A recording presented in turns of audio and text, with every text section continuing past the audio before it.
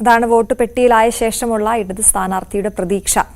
നമുക്കിനി ഒരു നല്ല കാഴ്ചയിലേക്ക്, ഒരു കൗതുക കാഴ്ചയിലേക്ക് പോകാം. മലപ്പുറം അങ്ങാടിപ്പുറത്തേക്ക് പ്രത്യേക വാഹനത്തിൽ രാജസ്ഥാനിൽ നിന്നും കഴിഞ്ഞ ദിവസം എത്തിയത് 30 കുതിരകളാണ്. പ്രവാസി വ്യവസായിയായ വിഘ്നേഷ് വിജയകുമാറാണ് പ്രത്യേക അനിമൽ ആംബുലൻസിൽ കുതിരകളെ ഇവിടെ എത്തിച്ചത്. ഈ റിപ്പോർട്ടോടെ രാവിലെ പൂർണ്ണമാവുകയാണ്. നമസ്കാരം.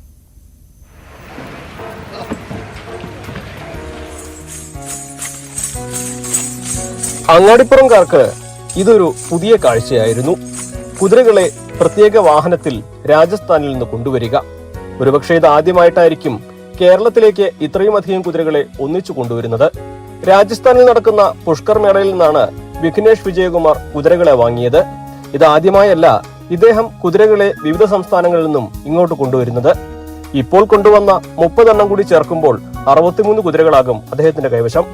എന്തിനാണ് കുതിരകളെ ഇങ്ങനെ വാങ്ങിക്കൂട്ടുന്നത് എന്ന ചോദ്യത്തിന് മറുപടി ഇങ്ങനെ.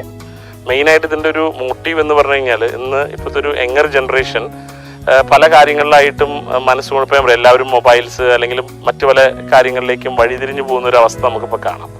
അപ്പോൾ അതിൽ നിന്ന് ഒരു മനുഷ്യൻ്റെ മനസ്സിനെ ഒരു ക്രോഡീകരിച്ചുകൊണ്ട് അല്ലെങ്കിൽ ഒരു ഇതിനെ എന്താ പറയുക, ഒരു വേറൊരു ലൈനിലേക്ക് കൊണ്ടുവരാൻ കഴിയുന്ന ഒരു ഏറ്റവും ബെസ്റ്റ് ജീവിയാണ് കുതിര എന്ന് പറയുന്നത്. അപ്പോൾ കുതിരയും അല്ലെങ്കിൽ ഹോഴ്സ് റൈഡിങ്ങും അറിയുന്നതന്നെ ഒരു വലിയ ഇതാണ്. കാരണം ഒരു bondage between a horse and man എന്ന് പറയുന്നത് വളരെയധികം മനസ്സിനും ബാക്കിയുള്ള കാര്യങ്ങൾക്കും മറ്റുള്ള പല രീതിയിലേക്ക് കുട്ടികളെ ചേഞ്ച് ആവാതിരിക്കാനും കഴിയും.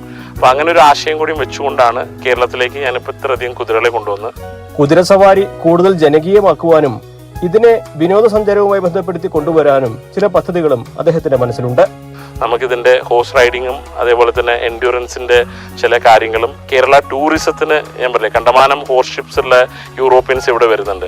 നല്ല നല്ല ഏരിയാസ് നമുക്കുണ്ട്. അപ്പോൾ നമുക്ക് അങ്ങനെ ഒരു രീതിയിൽ ഇതിനെ ഡെവലപ്പ് ചെയ്തെടുത്തു കഴിഞ്ഞാൽ ഈവൻ നമ്മുടെ ടൂറിസം ഡെവലപ്മെന്റിനും വളരെയധികം സാധ്യത കാണുന്ന ഒരു ഫീൽഡാണ് ഈ ഫീൽഡ്. മാർവാരി, നുക്ര എന്നീ ഗണത്തിൽപ്പെട്ട വിവിധ ഇനം കുതിരകളെയാണ് വിഘ്നേഷ് വാങ്ങിയിരിക്കുന്നത്. ലക്ഷങ്ങളാണ് പല കുതിരകളുടെയും വില.